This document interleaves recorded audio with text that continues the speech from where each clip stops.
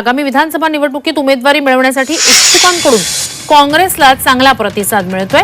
288 मतदारसंघातून 2,500 पेक्षा अधिक अर्ज दाखल झालेत। उमेदवारीसाठी विदर्भ मराठवाड्यातून सर्वाधिक इच्छुक उमेदवार आहेत, तर मुंबईतील 36 मतदारसंघात 200 पेक्षा अधिक इच्छुक उमेदवार आहेत असं समोर येत आहे। या आलेल्या अर्जांमध्ये उच्च शिक्षित, महिला, तरुण इच्छुकांचं प्रमाण जास्त आहे।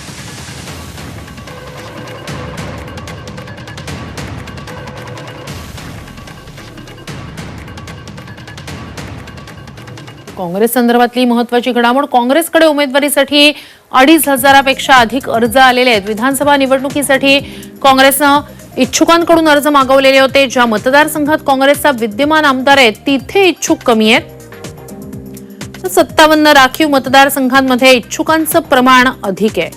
मुंबईतील 36 मतदारसंघात 200 पेक्षा अधिक इच्छुक आहेत।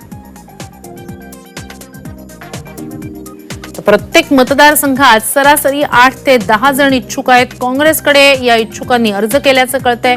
राखीव मतदारसंघात इच्छुकांचं प्रमाण 15 ते 20 पर्यंत आहे। उमेदवारी अर्जात उच्च शिक्षित, महिला, तरुण यांचं प्रमाण मोठं आहे। तर काँग्रेसकडे सध्या 45 आमदार आहेत। विद्यमान आमदार वगळता 50 ते 60 जागांसाठी इच्छुकांमध्ये चुरस आहे।